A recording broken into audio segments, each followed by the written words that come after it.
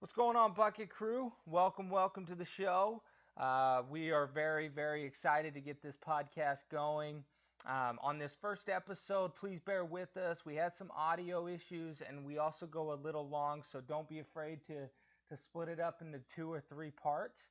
On this first episode, Ford and I discuss our opinions on the top 5 at each position in NBA history. So here we go.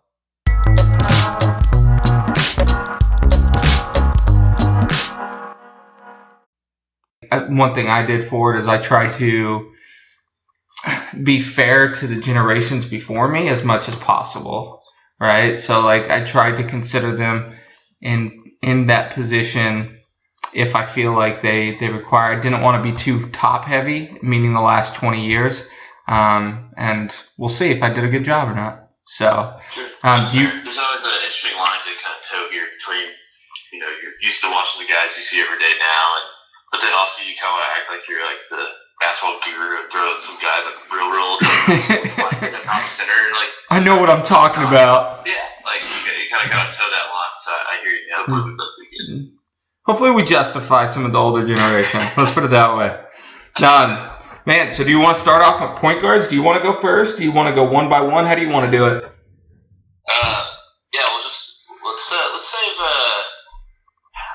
let's save point guards for last. I think that one has a lot of discussion points. And, okay. Why don't we just go with you'll say your 5 first this time, then I'll roll in at my 5, and then we'll just swap next time. Man, let's start with small forwards because I struggled with that one. This one's hard. I feel like it's crazy because it's got some of the greats of all time, but I was almost like, is this the weakest position? Man, so obviously LeBron, right?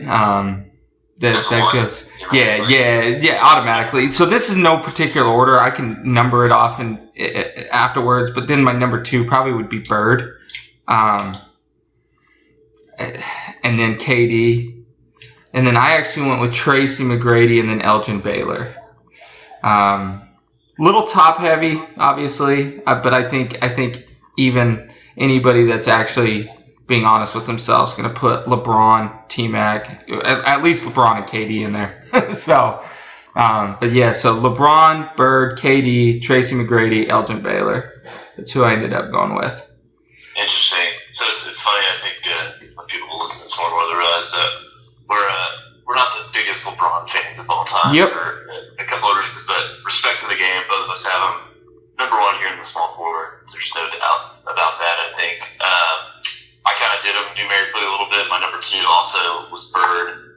KD is my number 3. I just think when you look at those 2 guys, I just think Bird is a great dog of the court.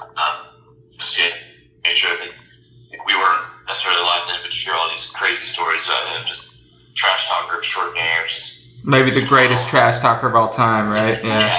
And it's fun to see him up here too. And now you're talking about, but KD can just score from anywhere on the court. And then number 4 for me, and a stipulation that you and I talked about was doing 8 seasons. Yeah. Works to kind of even the playing field here. And Kawhi, luckily, has played I think 8 seasons, so I get to throw him in here. I think he's so awesome. I looked it up for this. So. Yeah, no, I think, now that I see that, I don't know how I overlooked him, to be honest. See, I kind of cheated at my honorable mention on this. I feel like the top 3 were just such a sure thing, and then the next 5 were all solid players, but you kind of throw it in any order. I mean, you have to, yeah, you're right. You have to, I mean, that just redoes my list, because you have to put him even ahead of Tracy McGrady. I mean, the dude's... Yeah, honestly, I think I owe a little shout out to T-Mac here. I didn't throw him in my honorable mentions either, but I did have him on my honorable mentions on the shooting guard. So there you go. The world we're living in now, he's a small forward. Yeah, that's true. I guess he was really a shooting guard in that. I was more thinking size and whatever, but... I think you're totally right. And my 5th one is Dominique Wilkins. I think... I don't know. That one I was pretty on the fence about, because then behind it I had Dr. J, Elgin Baylor, and then the Truth. Okay. No, and I actually had the Truth and Dominique in the honorable mentions. Yeah, they're fun. I think any of those guys are kind of interchangeable. I probably if I went back and watched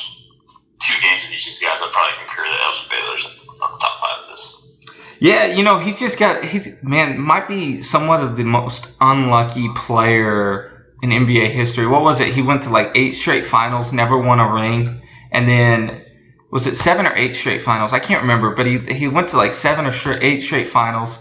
Gets every year, doesn't win any of them, and then he ends up going the next season, retiring in the beginning of the season after the season starts, and the Lakers win it that year. So pretty unlucky. Maybe to Bill Simmons' podcast here, an early Ewing theory, huh? Yeah, no, for sure. So, man, all right. I think that's a solid list. I can't believe I slipped Kawhi, and I think it was just because, and he's played 8 years. Well, he came in the season 2011, right? Which was a lockout season, so 2012, pretty much. Yeah.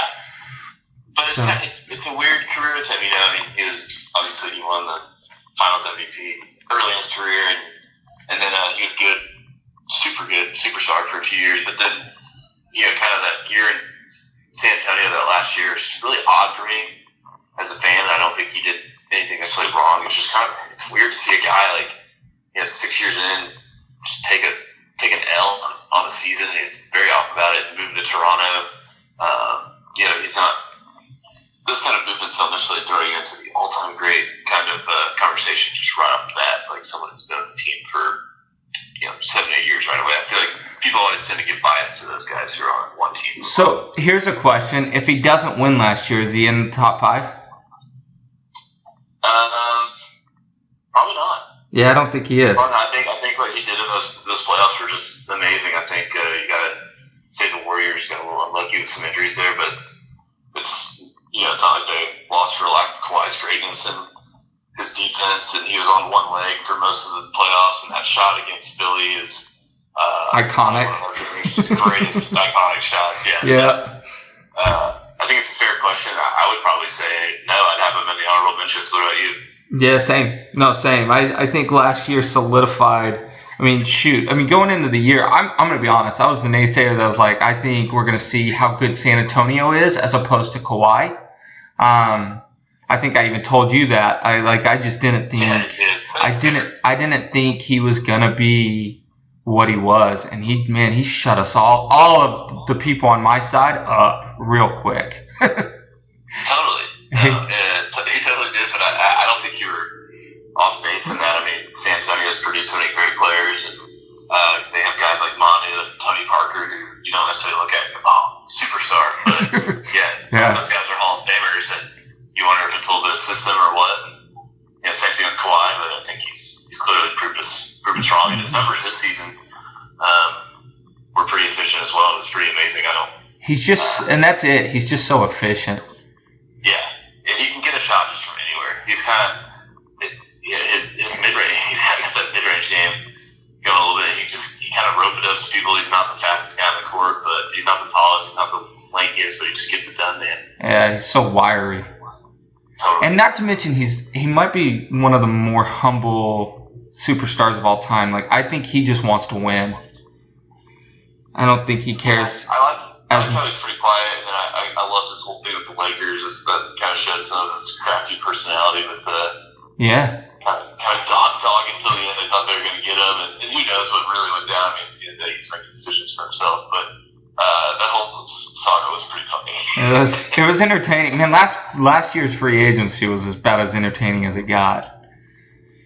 But think about this though. So let's just say this season gets canceled, and he and PG signed the 2 years. The 2-year contracts with a 1-year option after that.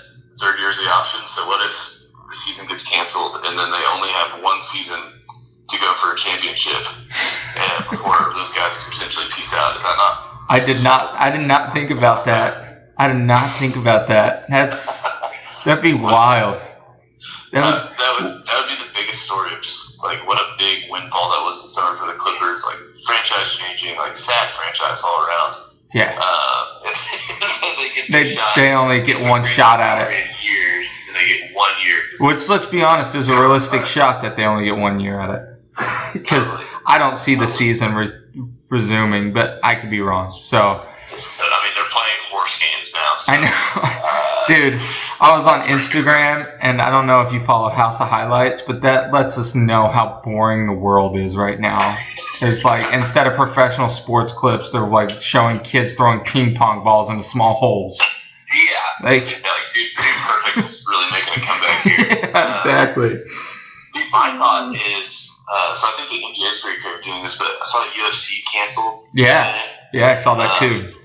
Yeah, I thought this is crazy. So why wouldn't the UFC not do it in a stadium?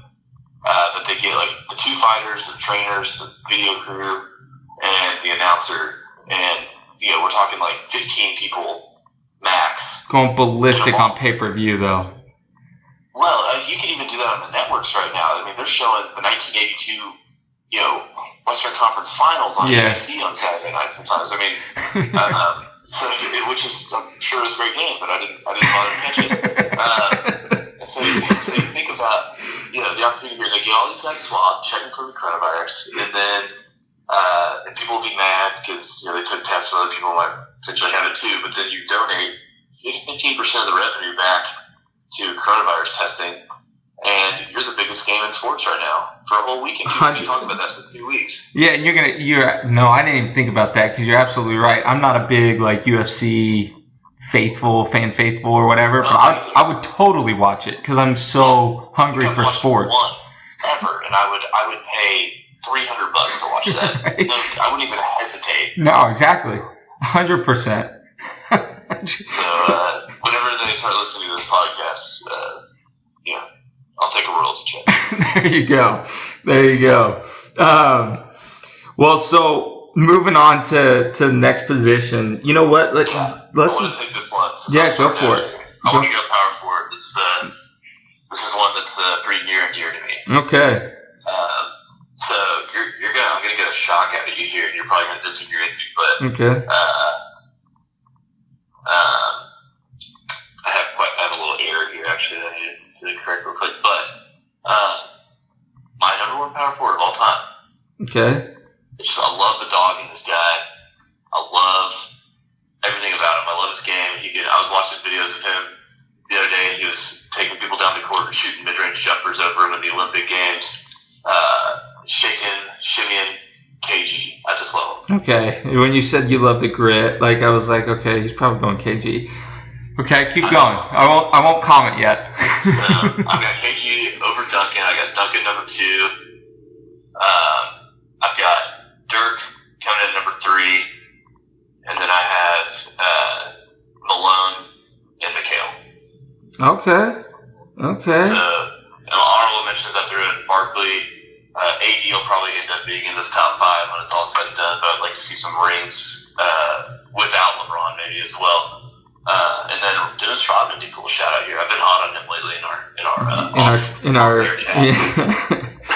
So I actually threw Rodman in the top 5. Okay. I think, and obviously you and I have talked off air, right? But I think he's he's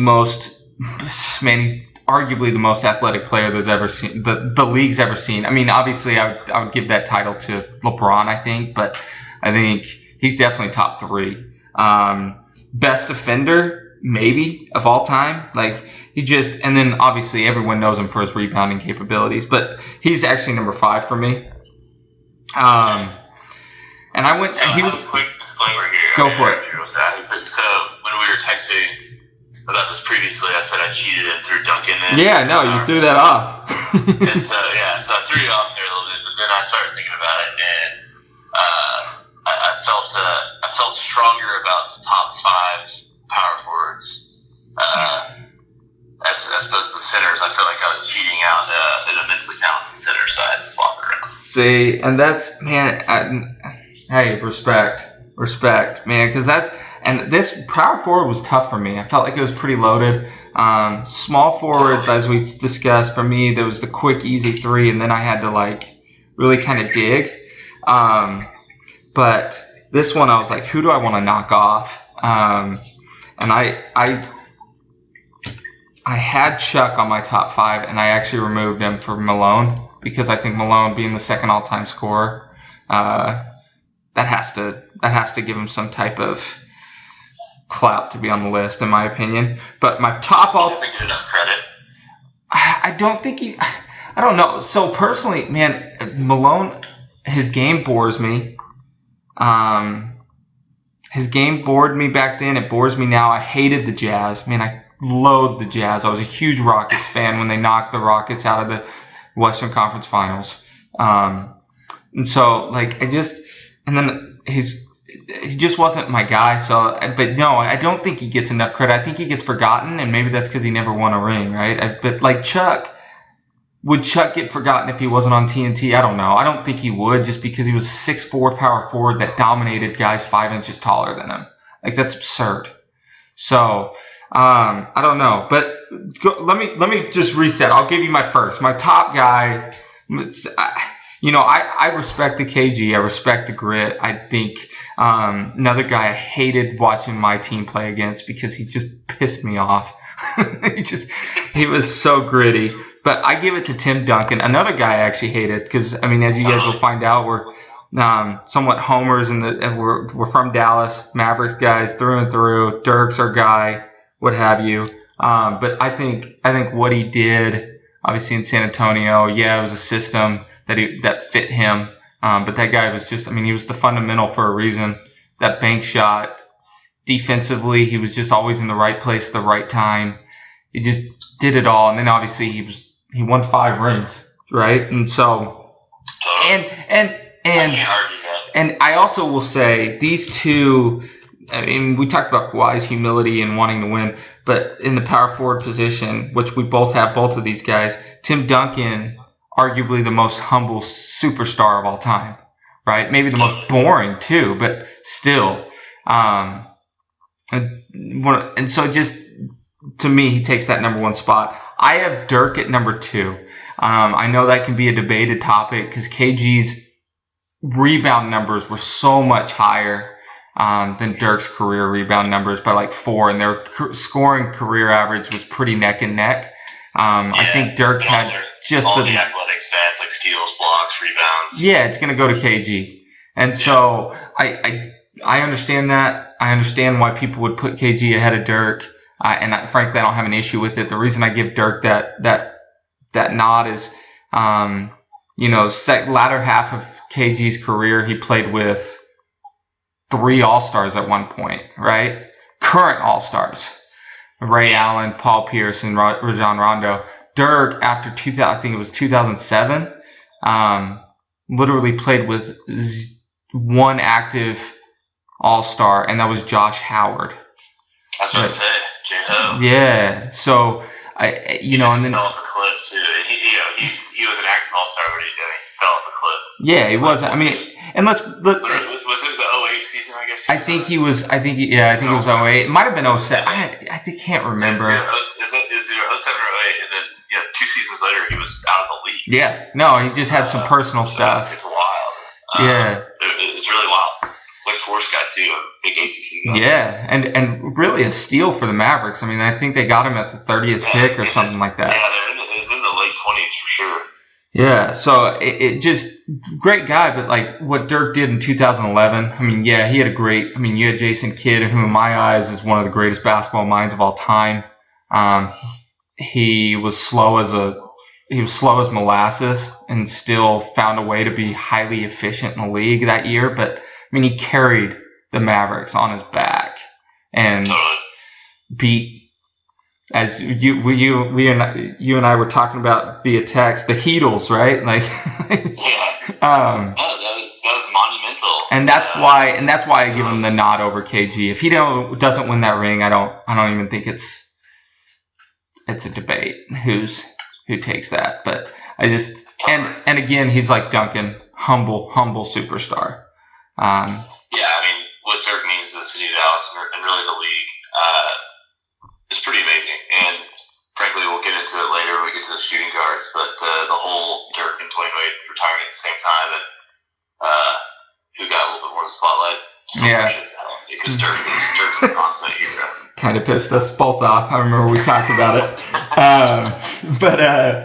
And then after that, I go with KG. Obviously, I think I mean, we already talked about him. The guy was a freaking animal, tenacious, and just 100% genuine with that energy. It was nothing fake. It was nothing. I mean, that's just who he was.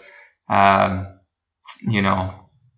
Noah's nemesis himself, man. So, and then I rounded out with what we talked about, Malone and then Rodman. So, but that was a tough one because, like you said, I think you could put Chuck in there. Man, there's so many.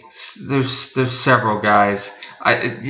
Chuck, and I want to give Chuck credit here. I mean, he didn't win a ring, but that dude, just tenacious, and maybe one of the toughest. And I'm talking just in all avenues, all facets of life, one of the toughest dudes the league's ever seen.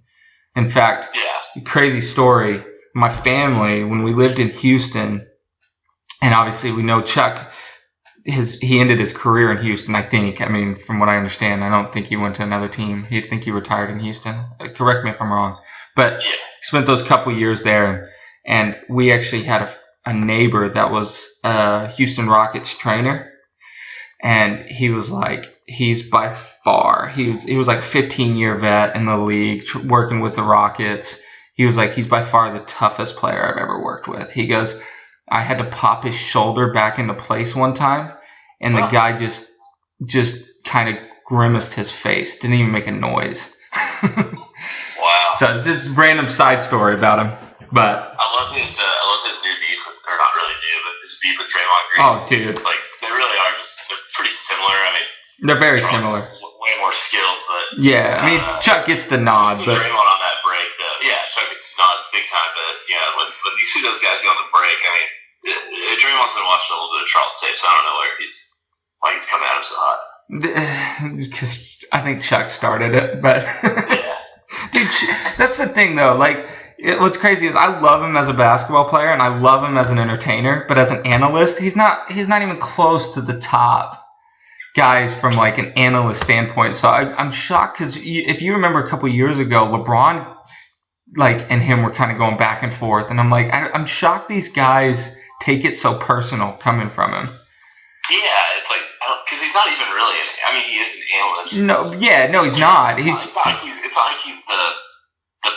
not the play-by-play guy, but the color guy. He's just an entertainer. Yeah, he's just an entertainer. And same thing with Shaq. I mean, how many times have you heard Shaq say something and you're like, about basketball, he's played a lot more ball than I have. Yeah. I think most people can see that's not true. And exactly. And there's a reason they never send Chuck or Shaq to the green board or the drawing board to show, like, breakdown plays. It's always the Jet, right? It's always Kenny. So there's a purpose for that. So, well, shoot. Do you want to go centers or shooting guards? Up to you, my man. Man. Dealer's choice. I feel like for me, let's go with centers. I feel like centers. Okay. Let's give credit what credit's due. I felt like this was kind of like power forwards for me. I felt like there were several guys that could have gone in there that I didn't have in there. But do you want me to go first? Yeah, go for it, man. I will say something real quick. I feel like this one is really old school. Yes. Yes, 100%. I think it's a testament to where this game's going, obviously, but I was kind of surprising to see kind of the cutoff point of great centers and realize the game's been going that way a lot longer than we probably really think that it has. Dwight Howard, late 2000s, might be the last great center. Yeah, remember when they thought Andrew Bynum was going to be it for a little bit? Yeah, Roy Hibbert, those guys. Roy Hibbert, who lasted like 2 years after they said that. And then think how long it took for the league to change their thought process on this. Some of these guys that were going like, this is like Emeka Okafor, Kwame Brown. These guys in like the mid 2000s, just 7-foot guys who are, just going 1 overall, 2 overall. Even as recently as like Jahlil Okafor. Like, why would anyone think Jahlil Okafor would need to be a top 5 pick in today's game? And it's just crazy that the league, like, there's been such a star-studded cast from such a long period of time. I think people are just, the finally accepting. Had a hard time letting go of the great center. Yeah, I know. I mean, shoot, Philadelphia drafted like 3 in a row, man. 3, 4 in a row, and they had like with top 5 picks. Nerlens, Jaleel, and then Embiid. And which obviously Embiid was, he's special, but but yeah, no, I think that's a good point, because when you said that, I didn't think about it, but obviously I'm gonna have Shaq, but he's after him, it's it, right? Like, there's nothing, like you said. I mean, you can make a case for Dwight Howard. Dwight Howard was a defensive. I mean, I don't think you can make a case for him being top 5, but being a good center. I don't think you make a case, but yeah, he was a freaking monster. He was 5-6 seasons. And yeah. Just injuries, a little bit in the head. Yep. Just rough situations. It just never really panned out, and the game was changing. Yep. Real time. So, yep. But yeah, definitely. So, all right. So I went with Kareem, right? And here's the thing: I hate Kareem. Okay, I freaking hate him. He pisses me off. Why? Dude, well, I dog my boy Dirk. Like, that's where number one. I just don't like him. I don't like him as a person. I do think he's very smart. I don't like him. He rubs me the wrong way. I don't even know if I can put a finger on it. But he's by far, in my opinion, the greatest center of all time. I mean, the skyhook speaks for itself. He played like 87 seasons. All times leading scorer was like, I mean, the way he took care of his body, like, and that's another thing people have to address. I mean, the dude took care of his body before people really thought to, because you don't last that long in the game if you don't. I mean, I think legitimately, what he played, like 23 seasons. It was some crazy number like that. So. He's truly, when you go back and watch those old games and stuff, like, he still looks great. No, yeah, he looks 55 years old. Like, yeah, and you're like, what? It's insane. It's nuts, man. Him as a trainer for sure. Yeah. Number 2, man, to me, I know a lot of people say Shaq. Mine's Hakeem Olajuwon, the dream, man. I just think he revolutionized the game. And I take that into consideration, right? Kareem revolutionized the game. Dirk revolutionized the game. Shoot, even Tim Duncan. But you had the skyhook, which was, we could do another podcast on this, the most unguardable shots ever. Skyhook obviously is on there. But Dream Shake. Dude, that Dream Shake was insane. And I think what speaks to it is Kobe in 2009, reached out to him and was like, I want to learn your footwork. And all these guys are following. And it doesn't matter. It's fluid as far as position goes. It doesn't matter what position you play. You want the footwork that, you see point guards doing the up and under that, Hakeem made.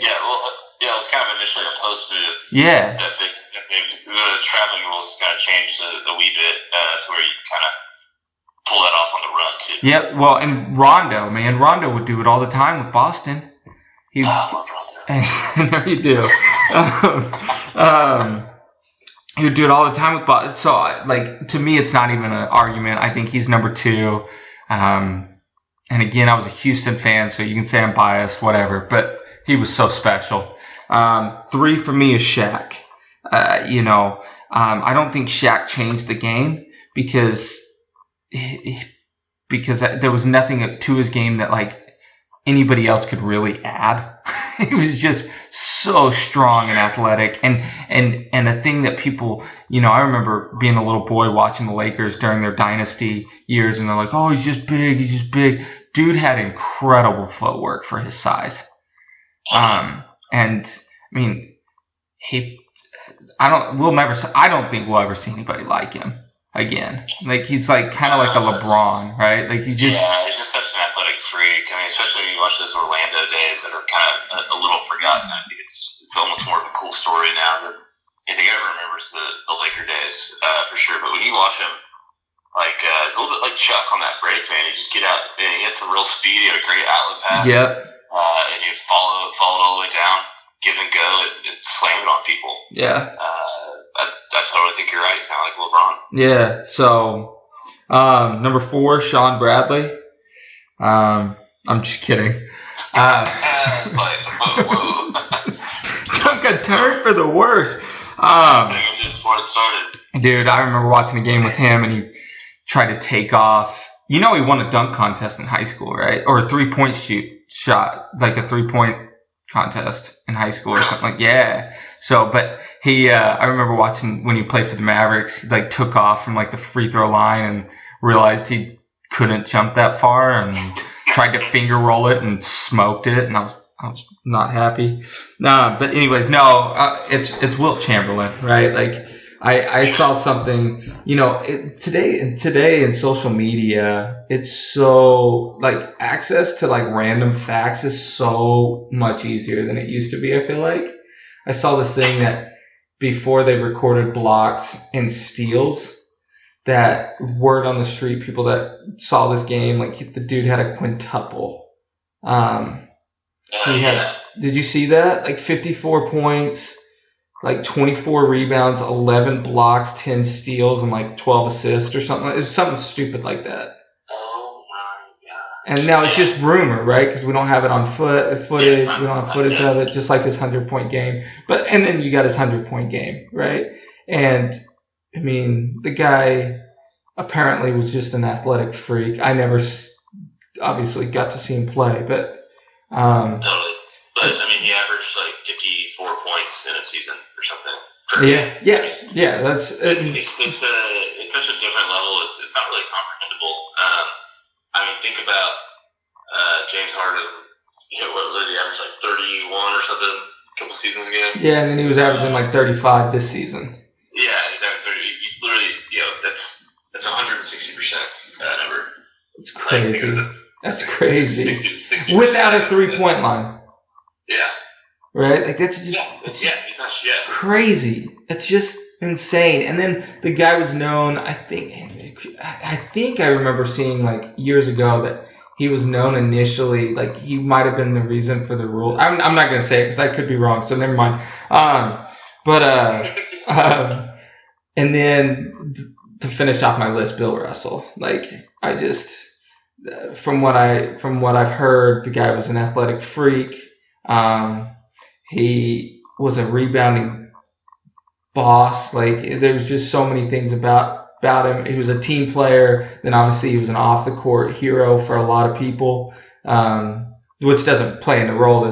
But I think just all in all, like the guy. I think it does and it doesn't. I mean, there's some legend to it as well, for sure. Sure, yeah, and then I mean, he won 11 rings, like, and he was like the centerpiece of those teams. So like, yeah, you can't tell me the best player on an 11-time championship team is not top 5 of their position. Yeah, and he could be, and maybe I'm disrespecting him for not having him higher. I don't know, but I might, maybe I put him ahead of Wilt. Maybe I'm he beat him a bunch of times. He did. Now, you know what? Now that I say that, I'm all like, man, I should have put him ahead of Wilt. But either way, even those guys at 3, I mean, the guys are insane. So yeah, that's my list. I like that. Number 1 for me was Kareem as well. So you like Kareem? Yeah, I guess I'm indifferent personality-wise, but I mean, I just. So let me ask you, because you're a Dirk fan, right? So let me just, and we can get blasted on this. That's fine. You know what he said about Dirk? Yeah, that pissed me off, man. The frick. Yeah. Well, was that before the championship? No, that was after. It was after. It was like 4 years ago, 5 years ago, something like that.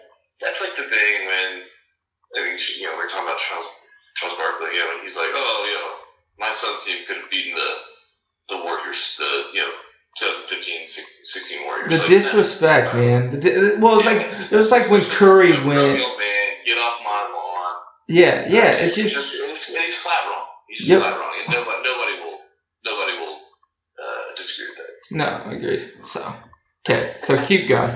Number 2, this is probably where I was trying to be like cool, like hip, like old school oats, but I had Russell number 2, even though like literally never even, my parents weren't even one probably.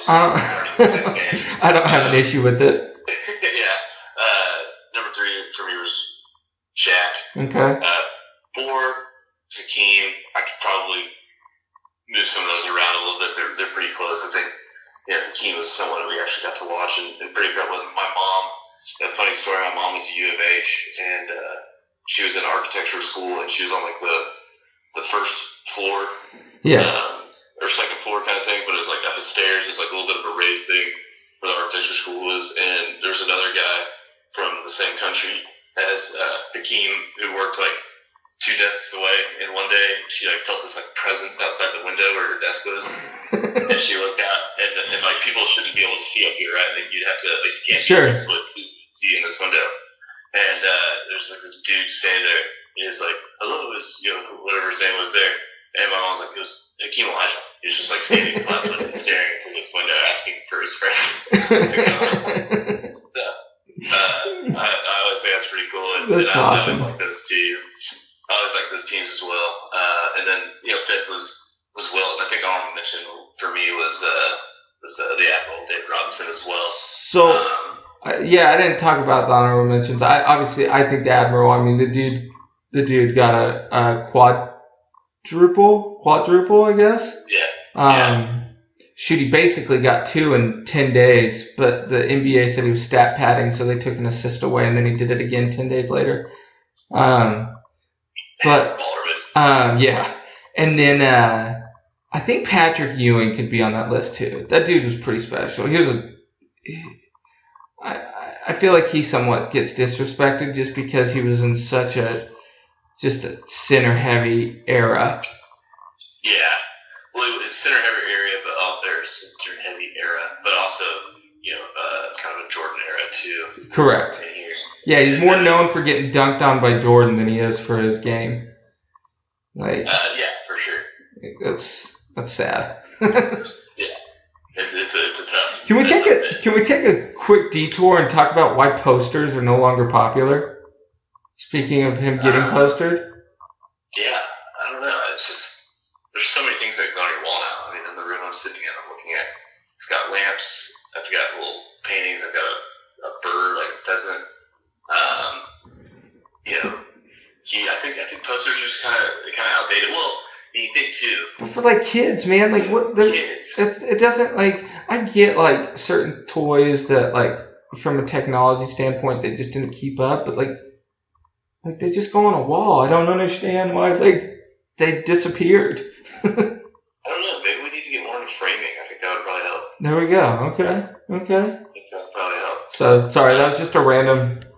No, I think it's good. Do you kind of think that Patrick Ewing not winning a championship gets talked about more than almost like anybody else? Like it was so.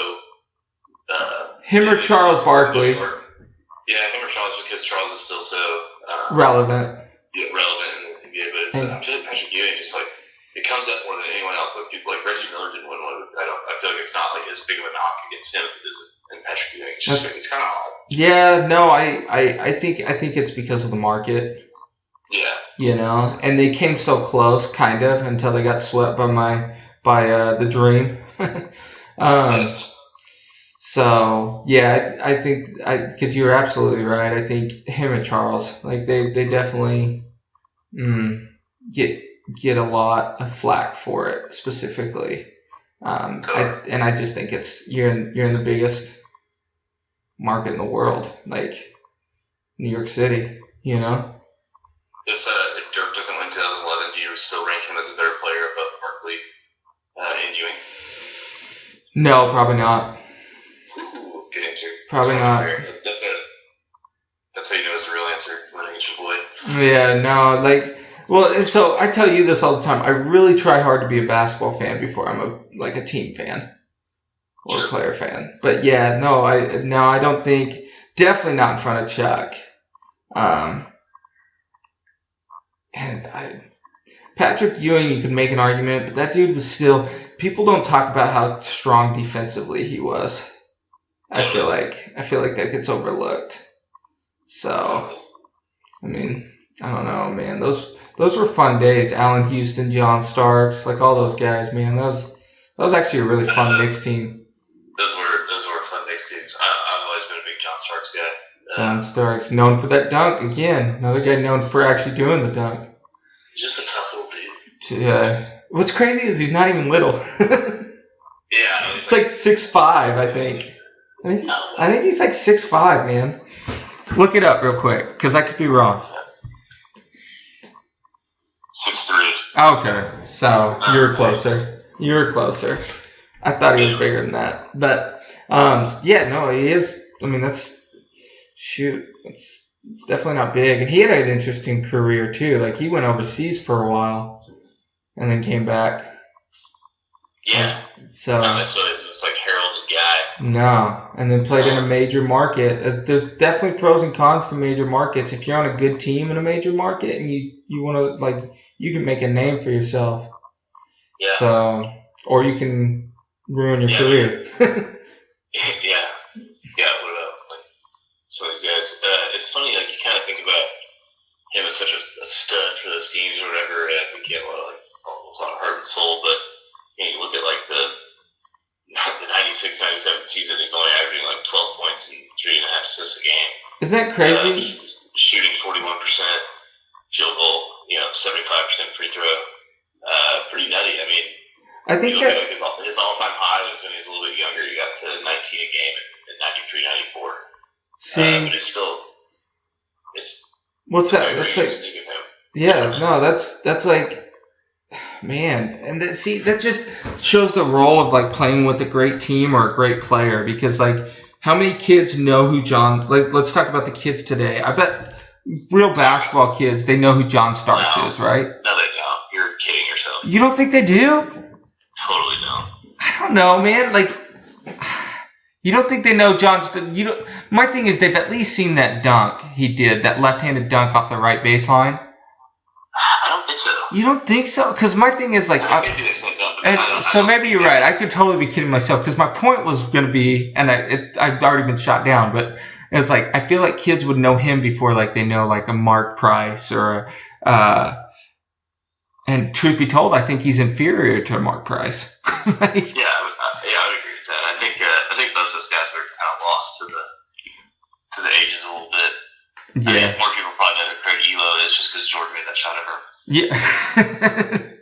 Well, that's what I was going to say. Like, people know who Tony Kukoc is. And, like, Tony Kukoc, actually, a better example is Luke Longley, which a lot of people don't know who Luke Longley is. But, like, the only reason I know who Luke Longley is because he played with Jordan. Right. You know? Yeah, same thing with Tony. What's that funny? I can't remember where I saw it. It was, like, a funny thing that Jordan was, like, pissed that the Bulls were going to draft Tony Kukoc. He like, really took it to him in the Olympic. Yeah. It's a funny side note. And Tony was, he was a great player overseas. Yeah. A lot of those guys were. A bunch of those Euro guys coming in around that time were really talented. Yep. But, Speaking of Jordan, let's move to shooting guards. I'll take the go here. This one was honestly, it's super top heavy. It's kind of a little bit more random of a list than I thought. Okay. I also kind of believe that maybe I left somebody off here. I feel like I did too, but you're going to say a super obvious name and go, oh, I'm an idiot. But start out Jordan, easy. Okay. Non-negotiable. Kobe, number 2, I think that's pretty much non-negotiable in my mind as well. Yeah. But as people will find out, you and I are Kobe lovers. Yeah. Number 3 for me, you're going to disagree with this, but you knew it was coming. Harden. Okay. I have him on my top 5. I don't have too much. Okay. He's so incredible. People say he's boring to watch. I don't think so. He's incredible to watch. I will say I don't know that I fully understood. I loved him for a long time, but I didn't fully understand the greatness until I went to a game and sat pretty close and saw the movement, and just like the strength and speed and skill that he plays with is pretty incredible. I think it's he plays at his own pace. It's almost not talked about. Another thing, and and I'm not near the Harden lover you are, right? But like, guys change the game. he's changed the game, and we'll get about it with Steph and guys like that. But like, he's changed the game, and anybody that's saying he hasn't, they're lying to themselves. Yeah, totally. Like, or they don't know the game. Yeah, it's a total. He's incredible. I wish he played more defense. Dude, if he played more defense, I don't think he would get as much flack. Yeah, totally. Which is kind of unfair because there's been a lot of players that are loved and beloved, and they don't play much defense either. But totally. Keep going. Number 4, you'll probably disagree with this. I had AI up there. Okay. The answer at 4. Talk about someone who changed kind of the game of his dribbling skills. I think really kind of reignited a bit of an era. I think he probably gets a little bit more cred than maybe he should just for being kind of an icon of sorts. Culture icon for sure. For a generation that is changing. Kind of changing a guard, I guess I'll say, for NBA fandom. And he was kind of at the forefront of that. Yep. So I think he probably gets a little bit, but that's okay. I'm a kid. I'm a 90s kid, and I'm going to roll with my boy AI here. Hey, I don't have no issue with it.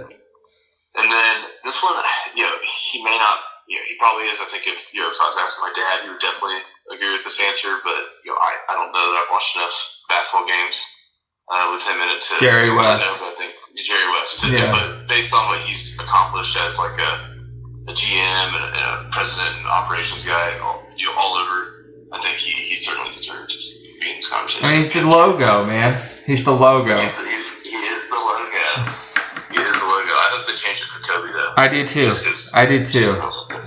And I just think,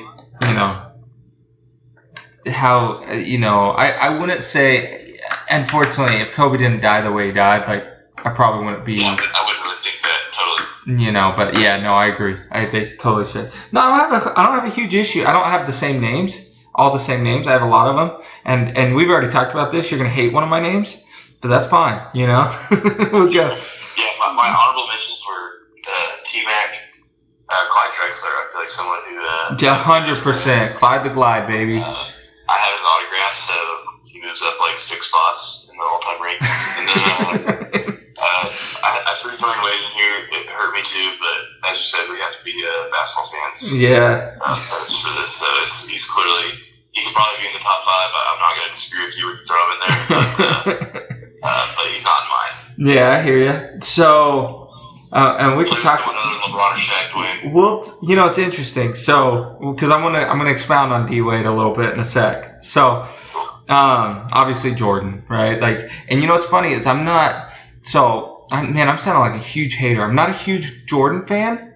Hold on. I love his game, right? I love his game.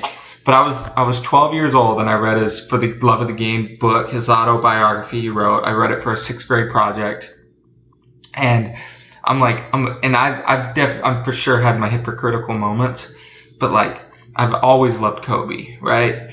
And he in this book, he just, I feels like he attacks Kobe. He just goes at him. He's like, is Kobe good? Yeah, sure he's good. Will he ever be great? No, because he never played college. And I might be overstating him a little bit, but that's how I interpret it as a 12-year-old, right? He's like, these kids need to go to college. And I'm like, okay, cool, that's fine. The year after I read the book, guess who he drafts with the Wizards? Gilbert Arenas. No. Kwame Brown, baby, right out of high school. And that, hypocritical move, man, ever since then, I'm just like, screw you. And then he did some things. He attacked my boy Kobe again. And then I find out that they were like big brother, little brother. I didn't know that. But years later. Reverse psychology type crap. And I think who knows? But, it's like. Jordan's probably a little bit more troubled or a little bit more of an enigma than maybe we think of him, just because, when a lot of that stuff was filtered to us at 12 as opposed to seeing it, raw and up close. I think, there's some good stories about him being just like a complete a-hole. Yeah. We hear those about Kobe and we kind of relish in them. Yeah, I love Kobe, he's our guy, but with Jordan a little bit, maybe you don't see it the same way because you didn't have the same context. 100, yeah, exactly. I think that's, it. But obviously number 2, Kobe, and that's another thing. Going back to Jordan, do you remember 5-6 years ago, someone asked Jordan if Kobe was a top 10 player of all time, and do you remember this? No. His response was top 10 shooting guard, maybe. I'm like, screw you. Like, screw you. Hard. Like, I don't know. I don't know if it was like just a big brother trying to motivate the little brother, because that's how Kobe talks about him, like, or talked about him. Man, rest in peace to that guy, and his family. But dude, to me, like you said, I mean, I'm a huge Kobe fan. I still use him as motivation and stuff for outside of basketball and just in my day-to-day life, just because of how he approached not only the game, but he approached life. Like, I saw him giving advice to a guy, and he was like, look, when you go home, you're tired, but like, you have a responsibility to your kids and your wife to, like, you have to give it all. Like, you need to not be selfish. And like, I'm like, dude, this guy's he's just the man. And obviously there was some ugliness in his past, but I always loved him. Yeah, I always loved him too, and whether that story was fully true and he overcame those demons and I think turned into a good family man and a good ambassador of the game, or we didn't get the full story. Either way, I think he's moved past that, and it's certainly needs to be discussed, but it's not defining. I don't believe it, and maybe some people think it is, and it's probably exactly. I mean, unfortunately, if it is true, like, he did affect someone's life for the rest of their life, and I think that has to carry some weight for sure. But like, I don't know. I mean, from a basketball standpoint, I mean, and let's not get into all that. Like, but we don't need it. Not saying you did anything, but we'll try to keep it positive. But yeah, no, I think the guy his tenacity was just insane.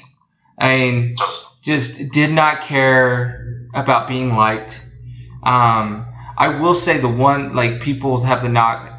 They were like, oh, Kobe's selfish. He's this, he's that, he's this when he was playing. Right now, everyone's speaking high praises and what have you. But my one debate, like I said, I would always say, man, Kobe wants to win. Does he always want to win the right way? Maybe not, but he wants to win. Like, totally. And to me, there was no debate to that, and the fact that people would try to debate that blew my mind. Like, yeah, that seems like they're a pretty big reach. I love all his quotes. He had some really bad teams there before Paul came along between Shaq and Pass and Paul, but it's so funny when he has those quotes and the people are complaining that he shoots too much. He's like, yeah, people say I shoot too much. What am I supposed to do? Pass it to Chris Mims? It's like, that's almost. Well, and that's it, right? Like, yeah, he took last second shots with 3 guys on him, but he just trusted that he had a better chance of making it with 3 guys on him than anybody else with nobody on him. Like, yeah, totally. He just talk about self-confidence, man. Yeah, he's just a guy. Yeah, he was just awesome. He was just freaking awesome. 3 for me is Jerry West. Like you, other than some highlights here and there. But talk about it. Arguably, it's just his basketball mind in itself, I don't think can be debated by even our generation just by seeing what he's done. Like you'd referenced on as a GM and things like that. I mean, on the front office level, he's so smart, man. Yeah. So he's seeing every level, every layer. Yeah. Whether it's on the court or just turning that same eye to a talented player. I mean, it's pretty incredible. It's insane. You go back and look at his history. And then he's the Warriors, and their title runs, the Clippers. They go make a huge splash in free agency. Like, it's just. Yeah, I think he was like with the Grizzlies and they had Zeba and Conley going to the playoffs and stuff. Like, maybe I'm wrong on that. I can't remember, but sounds right. Sounds right. It's crazy the pedigree. Okay. He's just So I put him at 3. So this is where you're gonna. I put D Wade at 4, and here's why. Is he a point guard or a shooting guard? He's a shooting guard. Get out of here. It's interesting. And so, I said I'd comment more on D Wade. D Wade was actually, so my list of favorite players, and so for people that are listening, kind of our era, our generation is I entered high school in 2003, I think. So what's funny is all my middle school years, my favorite player was AI, like who's not actually going to make this list, but it was AI. And then when D Wade came in the league after his second year, I watched him at Marquette go to the Final Four. I really liked him. Great Final Four year. Yeah, great Final Four year. Yeah.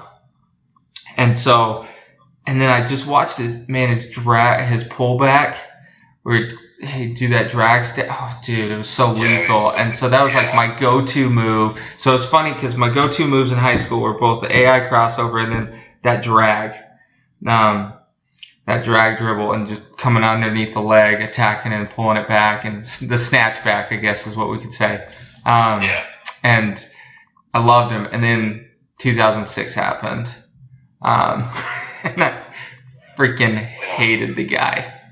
But I also, recognize how he could put a team on his back when he needed. And I saw it again in 2011, even though they lost. I don't think anybody would debate LeBron disappeared those finals. Totally. It was another duel between Dirk and Dwayne Wade. Yeah, and that's 100% what it was. And so, I mean, if Miami comes away with that, Dwayne Wade has 2 finals MVPs, and deservedly so. And so I just don't think that can go. And then we saw it again 2 years ago in the first round of the playoffs. He went Dwayne Wade again. That year he went back to the Heat mid-year. Yeah. I can't remember, was it the Hornets or something? It was somebody random that he went up and he took over the game again. And I just, man, his ability to take over a game, that killer instinct he has, yes, he played with great guys. I think you referenced before, he played with Shaq in 06 when he won that. And then obviously LeBron and Chris Bosh and, a pretty good supporting cast outside of those guys. But he squeezes in for me. And then topped off is James Harden for me. No, actually, Dwayne Wade, though, now annoys me more than he ever has. Now that he doesn't even play. I mean, obviously, we were going to talk about it a little bit. We're big Dirk guys. I feel like Dirk's... and I still wonder if Dwayne gets as much attention if he's not LeBron's best friend, like last year when he retires. Have you guys seen this weird stuff he's been doing, beefing with... Dude, freaking weird. It's his coach. It's very odd. He just... Yeah, when he, was on TNT and he said he wasn't going to the state championship game because his son doesn't play or whatever. Yeah. Who does... whatever. So now he kind of annoys me more. It doesn't really seem like a good dad move, by the way, but that's okay. I do want to say real quick that 506 Miami team had some really just fun players. This is Dwayne Wade, Jason Williams. White Chalk is on there. Udonis Haslem, who's just this great journeyman 4-5 kind of guy. Journeyman that stayed with the same team, but yeah. He should be a journeyman, right? Yeah, he should be for sure. As I'm saying, guys, the Heats were just staying forever, but it's just kind of a random dude that just knows his role, plays super well. James Posey, Gary Payton, Antoine Walker. I kind of forgot about Antoine. I forgot about Antoine. What was the shimmy? That's what he was known for. Sorry. Yeah. I was like, Antoine Walker. Do you remember when Twan played a little bit with the Mavs? Yeah, I do. And then even down here, Jason Capone was on his team. Oh, I forgot about UCLA headband boy. Yeah, and then Wayne Simeon out of and Drover. I think both those guys are out of Kansas. Growing up watching Big 12 ball, these guys were fun to watch. But just kind of a fun team. If they hadn't beaten the Mavs, I think I'd like them a little bit more. Oh, I agree. I 100% agree. Hold on, I'm just making a quick adjustment to the audio.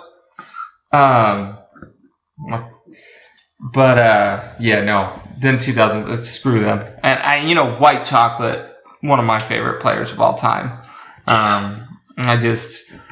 Dude, I don't know if you've seen interviews since he's been out of the league, but dude is surprisingly really humble. So, yeah, top off my list, it's James Harden. And I'm not a huge Harden fan. I would like to see him show up in the playoffs. I was hoping to see it this year because I feel like I haven't seen that. I mean, you go back to OKC in 2012. If James Harden shows up, I think they win that, right? Like, that's a tough one for me to watch, even though I like this Warriors team too. But. Yeah, I think 2012 he shows up in the finals. Like, I just don't see. I don't know. I could be wrong because they did beat him in 5 games. The Heat did, but and then you go. I know a lot of people say they were hamstring away. Not referencing him, but Chris Paul, your favorite, from getting to the finals. But you can't. With all that being said, the dude has done so much to the game. In my opinion, I think he's a top 5 shooter of all time. He plays at his own pace. He utilizes his body so well. You can't reach on him because if you reach, he's going to the free throw line. Things that frustrate you when he's playing against your team, but from a pure basketball standpoint, it's just brilliant and beautiful, to be honest. Totally. It's his offensive brilliance. Yeah, for sure. And then my honorable mentions: Reggie Miller, nice, and then Allen Iverson, of course. Like, I think AI was pretty lethal, and like you said, I mean, what he did for the game of basketball. I mean, shoot, the NBA changed their dress code because of AI. Like, I mean, they could say it was anything else, but everyone knew it was because of him. I mean, obviously played a huge role in the hip hop culture as well. So, I feel like shooting guard is the most fun position. To kind of do this on. All these guys are fun players. There's so many, and there's so many guys that like we could. Honorable mentions on this one, yeah, totally. Like it could be 7 dudes, Yeah. Oh yeah. Online, what is that about? It's because I think you could even throw Ray Allen in there. Second greatest shooter of all time. Yeah. In my opinion, right? Also, I'll play with Dwayne Wade. There you go. Yeah, Dwayne Wade, Rajon. I mean. The list goes on and on. Yeah, I totally agree. This is specifically a fun. It was. And this was kind of funny too. So I was going down a little rabbit hole here, trying to remember who the 06 Heat beat to get to the finals against the Mavs. Okay. They beat that Pistons team, coming off their championship wins, but they played the New Jersey Nets in the semifinal round.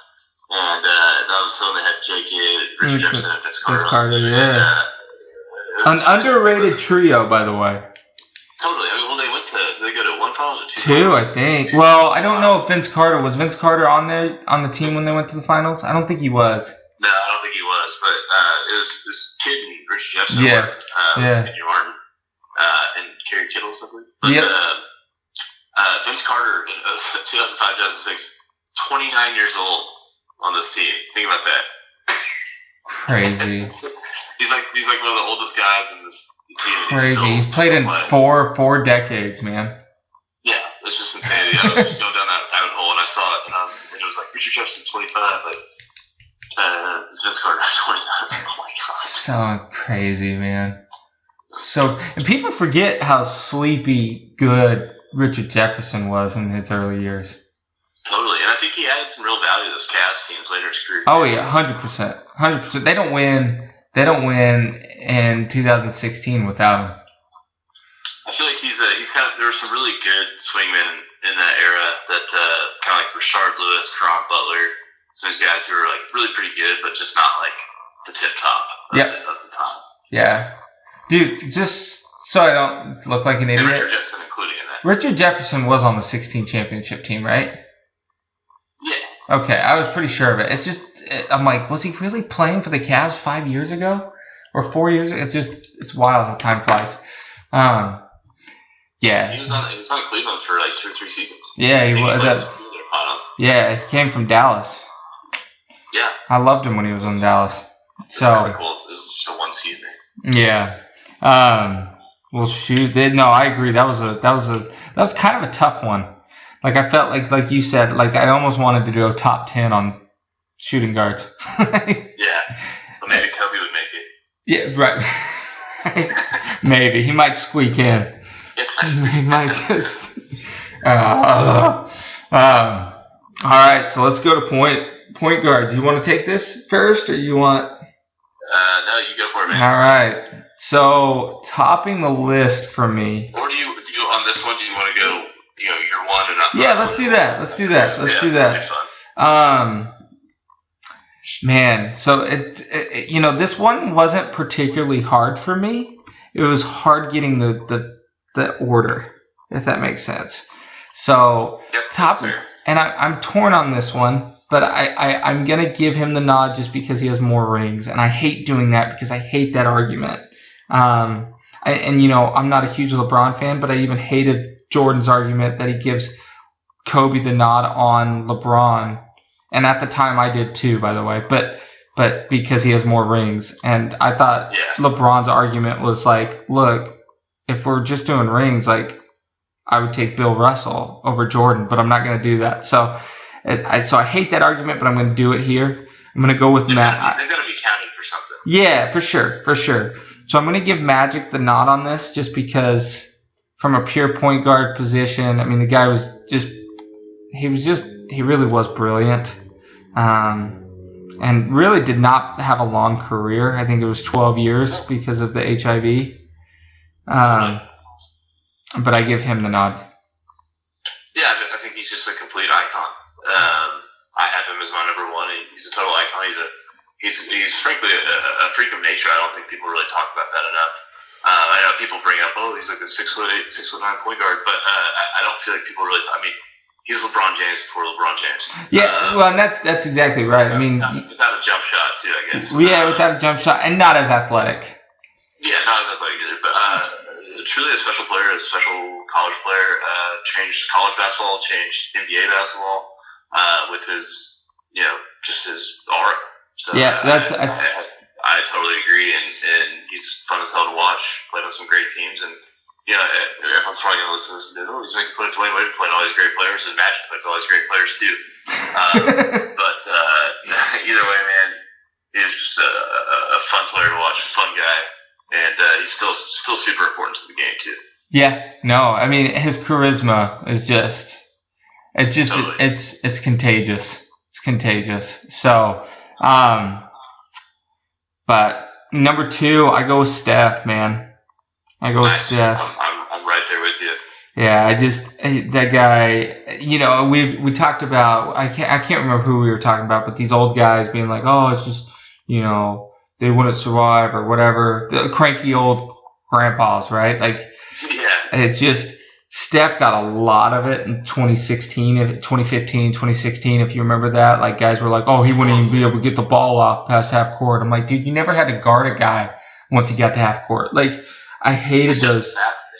Dude, he's fast. He can, and I don't think his handles are underrated by any means because I think they get plenty of recognition, but they're different. But he's got plenty of ability to handle the basketball. I mean, that's an understatement.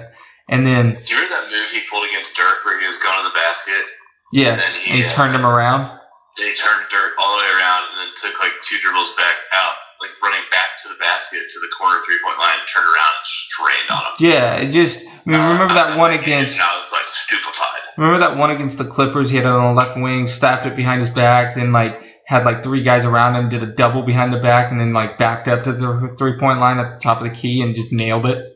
Yes. He just, and then what he did to Chris Paul, and let's not disrespect Chris Paul as a defender. I mean, the guy's a great on-ball defender. So, he takes number 2 for. Sounds like both of us. I think, again, he's another icon. Yeah.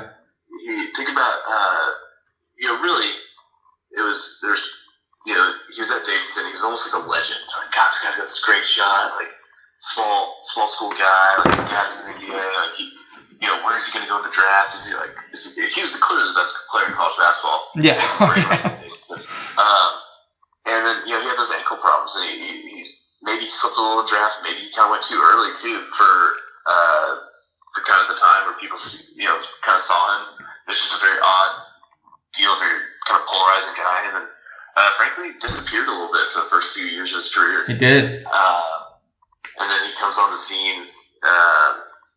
Was it 2013? 2012, 2013, something like that. Yeah. And they start getting, they make a little bit of when Mark Jackson came in.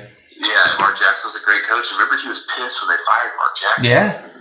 He's a player's coach. They hired Steve Kerr, and he's the MVP that next season, and every single kid under the age of 16 owns a Steph Curry jersey from that. Yep. And every single person went from thinking you had to be LeBron James to be good at basketball to thinking, if I just scoot 16 feet behind the three-point line and get really good at this, I'll get that. And I think when you say his handles are underrated, I agree with you that they're really not, because they do get talked about a lot. But initially, all everyone could talk about was his shot. They acted like he was just a straight shooter, and he's remained a star. People talk about him more, so everything gets plenty of airtime now. But I mean, my favorite moment maybe ever is like when you just kind of catch something, you kind of like catch lightning in a bottle. Yep. And I remember it was that game they played against the Thunder. Yeah. Did you watch that live? So I was out, I was doing something. It was a night game, and I came back and I caught like the last 10 minutes of the fourth quarter, so like essentially the whole fourth quarter. Yeah. And started getting into this good game, and then that shot, and I was like, oh my god, like what are the odds? Like I get home in time to see that, and it's just the most epic play. Which a lot of people say that's when he solidified himself as the greatest shooter of all time. Yeah. I mean, he I get chills thinking about how good he is. Yeah, he's so much fun. I have Curry basketball shoes right there before I got my Hardens, but just love them. Dude, I'm waiting on mine. Better come in the mail soon. Dude, well, you know what I saw? I just saw this and I thought this was crazy. So not to knock KD, because I think KD is, like you said, I mean, he's about as unguardable as they come. But they talked about his. Unicorn. Say what?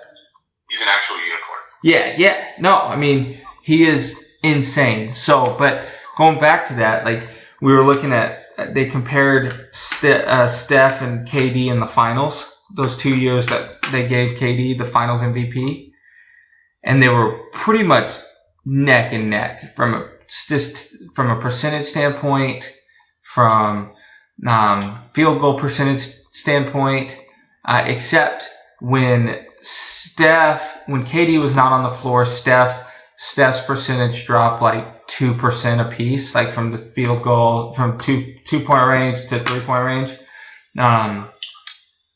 KD's dropped like 6 or 7 when Steph wasn't on the floor. And the net, like the plus minus, when the other wasn't on the floor, KD was like 2 points plus, and Steph was like 28 plus. It was insane.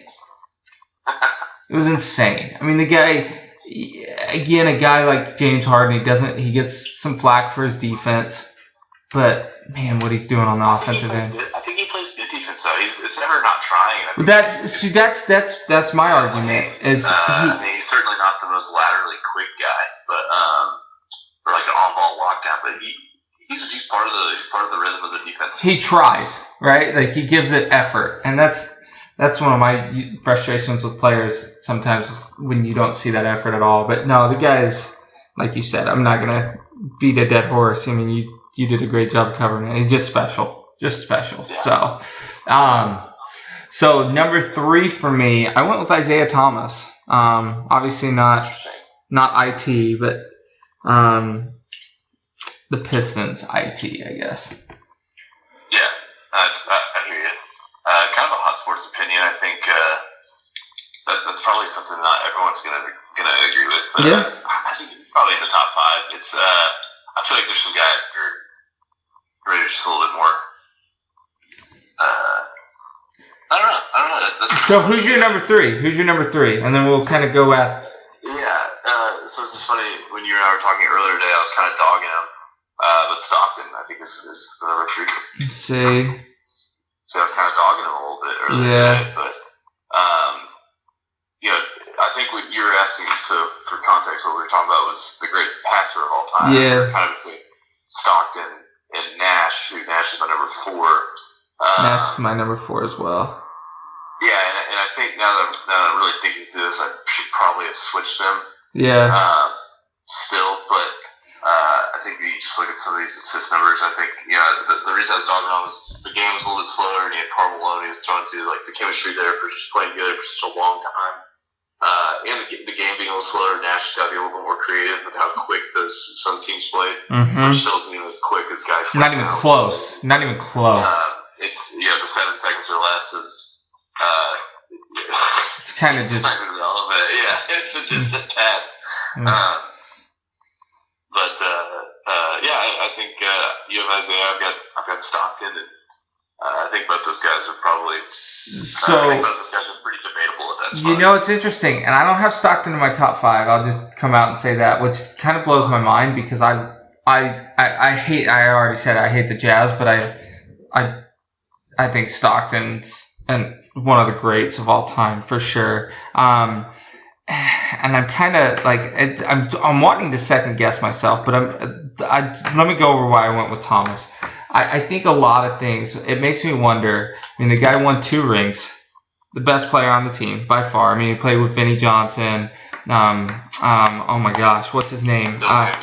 Bill Laimbeer, but that's not who I'm thinking of. Obviously Rodman as well. Mark McGuire. Not Mark McGuire. What is his name? Joe Dumars? Yes. Oh my gosh. But he was definitely say what? Just went to the whole roster. Yeah. No. I mean, that's pretty much it. I mean, but he was the centerpiece of that team. He, in my opinion, is one of the best ball handlers the league's ever seen. He did it on both sides of the floor. I think more people would have him if he wasn't so hated. Because he's not a likable human being. He's like. And when we talked about Jerry West and how he does so many great things as a GM and a front office guy. Yeah, Isaiah's failed. He's been horrible. He's been horrible. It's interesting how guys can change their perception as a player after their career. In fact, I think Charles Barkley is one of them that has done that. I think Jordan is one that gets away with it. Yeah, well, because he was Jordan, right? Which we could say this for another podcast, but I have a little bit of a theory on Jordan and Kobe that I think if you switch them, there'd be how we view the other right now. But we won't get into that now. But yeah. So but he just. I think the perfect example is leaving the game of basketball. Look at A-Rod. Okay, dude was hated and did not look like he had a chance of having anything after. Like no one liked him, obviously, because he cheated several times, lied about it several times, whatever. But he genuinely apologized, came out, and just has owned it. And he's actually a really I enjoy him. And now he does TikToks with J-Lo. Yeah, well, that's helped him too. But yeah, man, so yeah, that's why I went with Thomas. But I totally understand. In fact, I'm starting to be like, man, should I have gone with Stockton? But I'm gonna stick with it. See, no, I think that's fair, and I think my Stockton being number 3 instead of number 4 is probably just again trying to be like, a basketball story. Yeah, I gotcha. So my number 4 was Nash, as I said. Same. No, my number 4 was same. I mean, and Nash's ability to I think, I don't know, I think I saw him on a podcast recently, and they talked about if he shot more, would they have won more? And I think they probably would have. Yes. But his ability to, because I guess I don't want to say don't get it twisted, but that dude could shoot the freaking rock. Yes. He could stroke it, and his vision and he was just he wasn't just such a good passer, he was such a creative passer. he would find any way, any hole, anything to just get it to you. It was just a ton of fun to watch. Those Suns teams were just fun to watch, even though it hurt me because I literally cried in my driveway. I was playing basketball. My dad came home and told me that Nash signed with the Suns, and I cried. One time when I was a kid, I was playing at the elementary school. I mean, I was 7 or 8, maybe 9, and playing basketball with like a little. It was funny. There's 4 hoops as an elementary school, so there's a 7.5 foot, an 8 foot, a 9 foot, and a 10 foot. So like the 7.5 foot and the 8 were on one court, and the 9 foot and the 10 foot were on one court. So like it's pretty odd to begin with. But Dirk lived like 3 blocks away, and me and my buddy James Mitchell were sitting there like playing around, playing together, and just like Dirk and Steve Nash just show up. No. Yes, and we were shooting on the 10 foot goal. And they're like, hey guys, you might have to use the 10-foot goal. And we were watching them shoot. It was just the 2 of them. It was me and James, just like 6 o'clock on like a late spring night. Yeah. Night. And people started driving by and like slamming on their brakes and like and stuff. And me and James had been there for like 25 minutes, just like the 4 of us. And they were like talking to us. They're like being super cool and like a couple times like I purposely like let my ball roll down there so they had to like pick the ball up. And it was so cool. But Steve Nash and Dirk was 2 of the nicest guys ever, by the way. Oh, yeah. It was just like a total awestruck thing. But that's see, and today that would go viral. Oh, yeah. It'd be on like 17 Instagram posts. Major feeds and ESPN maybe. Like it just, well, right now it'd be on ESPN because nothing else is happening. Anything would be on ESPN right now. Yeah, for real. But it was kind of sad to see Nash go to the Suns, and then they just had so many great teams and battling the Mavs a lot, and just superb pro. Let me ask you this, and I think I know your answer because I'm sure you know mine. If Nash doesn't leave, and Dallas, let's assume they get to the finals in 06, do they lose? No. Yeah, I don't think there's a chance they lose because that was. You really think about it, that was one. I mean, Devin Harris, I think, was the starting point guard that year. Like, and not to knock him, he was a decent point guard. He was an all-star one year, not with the Mavs, but when he went to the Nets, I think. But he was good coming out of college too. Yeah, he was good, super athletic, super fast. I think. But, Darrell Armstrong played a lot of time. Yeah. Devin Harris, like Josh Howard was in there. Stackhouse and Jet were on that team. Yeah. Really kind of played some small ball, but none of those guys are. Jerry Stackhouse was the 6th man of the year that year, I believe. I forgot about that. He was. None of those guys are sniffing the shoes. No. I mean, the one thing I'll give Devin Harris is he was a better defensive player than Nash, but you're not bringing enough to negate the offensive side. It's not even close, unfortunately. And that would have been a lot of fun to have Nash, Jet, and Dirk. I feel like that would just be. Oh my gosh. That's like a 2020 lineup. That would just be great. Like Dirk at the center, younger Dirk at the center, and those 2 guys just playmaking. Dude, that'd be tough. It hurts, man. It hurts. It still hurts. It's like 15 years later. It still hurts. And then topping off my list, I actually went with Jason Kidd. I'm big on Jason Kidd. Yeah, you are big on J.K. I'm big on him, and that's not because of the Mavericks. I've always been big on him. I think his mind is insane. I do think what he did in 2011, take away the Mavericks being there, just as a basketball fan. I think I shared with you, like, he took care of his body to a certain extent that, like, he would only get up.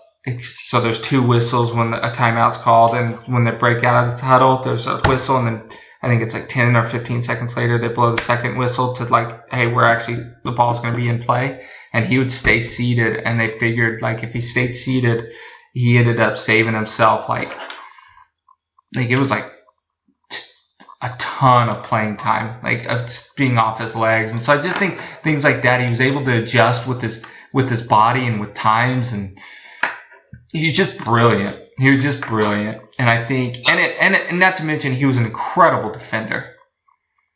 Oh, yeah. He was an incredible defender. You really think about those, like 2011, those finals. He's guarding Mario Chalmers, who's like 2 years off of winning a championship at Kansas, and he's running around at Jason Kidd's 36 or something. Yeah, 37 or something like that. Yeah, and he's guarding Kobe in the Lakers series. Yeah, and it's just he just brought it. He's not nearly as fast as athletic as either of those guys. He just brings his A game, man. He's just He's a very lunch paily guy. Yeah. Very lunch paily guy. My fifth was Isaiah Thomas. Okay. So, I gave you crap about it earlier. I'm rolling with him here. Honorable mentions I had Gary Payton and Oscar Robertson. And then I have two notes here. It said Pistol Pete for fun, ? And then I said not Chris Paul. I know. You hate Chris Paul. Yeah. I like Chris Paul. This year now. I like him more in OKC. I feel like he's finally gotten into a situation. Well, who would have thought that like both teams would actually be better? Like the Thunder would make the playoffs. I mean, obviously, right now we don't know if we'll have a playoffs, but I mean they were gonna make the playoffs. That's a fun team. I feel like he finally matured. I feel like he was bad loved when he was in New Orleans. Then he went to LA, and I just really didn't like him.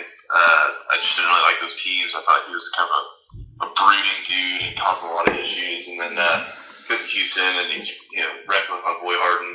For better or worse, maybe I'm wrong. Who knows? But all in all, though, just really not a huge fan. But when he showed up this year at OKC, I was kind of like, haha. Now let's see how you really do. And he'd be great. He stepped up. He stepped up as a leader because he was really good for Shy, Gregorius, SGA or whatever. Man, his name's still. Alexander. Yeah, Gregorius Alexander, whatever it is. Good little tandem there. So I have an interesting thing I was just kind of noticing here when I was looking at this. So you and I were talking not too long ago about how crazy it is how so many of the top players in the game, young players in the game, I guess I'll say, are international players. Yeah. Luka, Giannis, even some of these guys like Jokic, yeah. Jokic. I mean, some of these Embiid and Ben Simmons from Australia. I mean, it's kind of crazy how many of these guys are international guys. But then I was looking at this list, and there's like two international guys. It's like Nash, Dirk, and Hakeem. I think are the only guys that were on my list. That's the same. That were international guys. I just thought that was. I mean, I guess you could say Duncan's from the Virgin Islands. Yeah, I guess that's fair. If you look at this list in 15 years. It's going to change. Because here's the thing. I think at this rate, I mean, I think small forward position, I think right now Greek Freak's going to be in there. I mean, I don't even think that's really debatable. He's absurd. Giannis is just special. But I was going to tell you, one of my honorable mentions that you didn't mention on point guard, Nate Tiny Archibald, baby. Okay. Cold-blooded lefty. That is fun. He's fun. He and James Harden are probably the two best lefties of all time. Yeah. Ooh, see, that brings it up. Well, who else would you put up there? Chris Mullin. I think James Harden's definitely the best. Yeah, dude, that's an interesting subject. We'll have to do an episode on that if there's enough. Because if there's not enough, there'll be 5 minutes. Let's do some research on this. Some half-assed research here. Yeah, exactly. So is there anyone that you feel like should have been on this list that we didn't talk about, or someone that's I'm trying to think. Man, I know you said for fun, but Pistol Pete was special. Yeah. Pistol Pete was special. Man, I don't know. I think we covered. I mean, I'm sure I'm slipping on somebody or sleeping on somebody, but you know what it makes me think of and we will have to do one on this, but it makes me think of guys that should be on this list, but injuries prevented it. Yeah, there's some good ones. Some real good ones. In fact, there's one that I won't mention it because we'll do another episode on it, but There's one that I think would be top 3 all time as a player overall. I do want to add in here real quick on the point guards, playoff Rondo. I just feel like it has to be said. It should be an album. You and Rondo, man. Just for off air, we were texting about, as Ford mentioned, best passers, and I said I think Rondo should be in there, and I was kind of apologetic about it, and he's like, man, F that. No, like, he's my guy.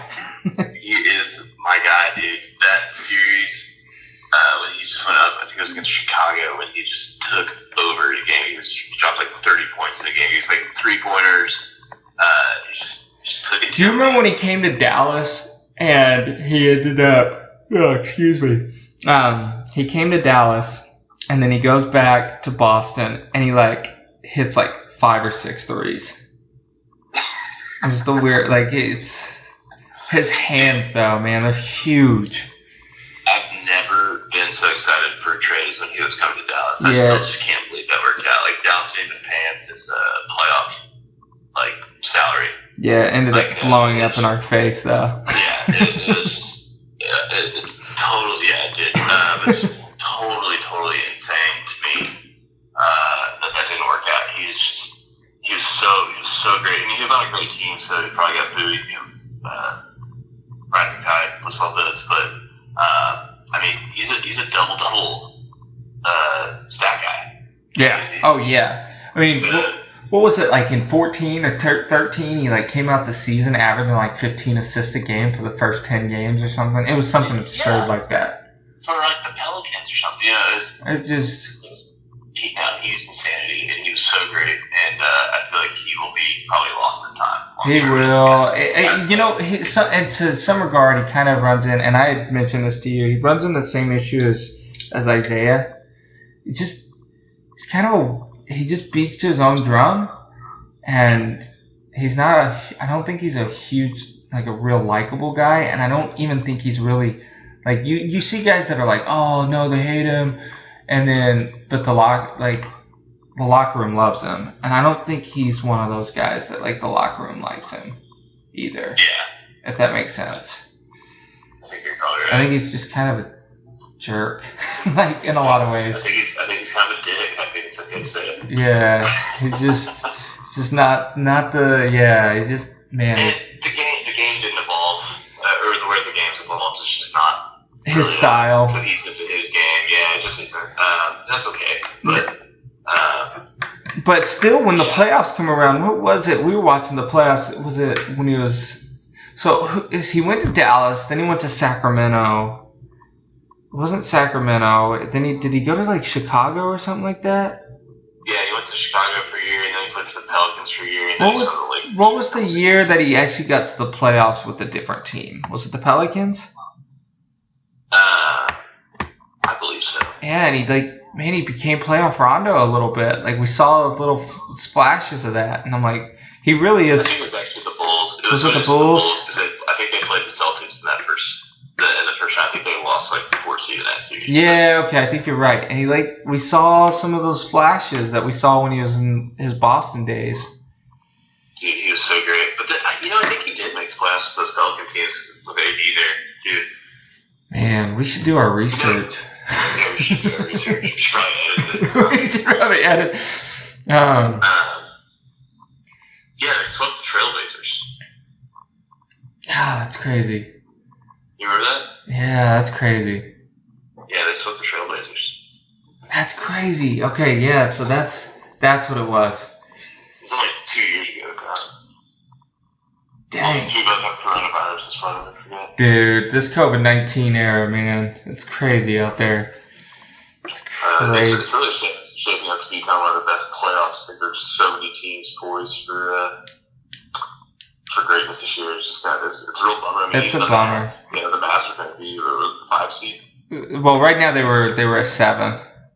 They were 7. Yeah, they were 7, and I think OKC was 6, and then Houston was 5. Jazz were 4. Denver was 3. No, LA was 3. I think something like that. Clippers were 3. Lakers were obviously 1. I think Denver was 2 or something like that. But it's a disappointment. But we'll see what happens. And I was hoping it would just hold for like 30 days because Luka was kind of playing injured. This is the homer in me, but like Luka was playing injured. I'm like, oh man, this could be perfect. He's gonna get 30 days to just like heal right before playoffs. It works out well. I mean, it's good for guys like LeBron too. Yeah. If they get to play. Have you seen Luka's beard? No. Just don't even bother. No, jeez. Is it like a 13-year-old that's trying to grow it and he really doesn't have? I mean, that'd be like me growing one. Like I'd grow it like it's like a Billy. Kind of like a Billy goat. Oh, jeez, dude, I don't know why guys do that. It's like, do you see that? And not to take it off too much, but did you see that Instagram thing I tagged you in where they watched Dirk's highlights?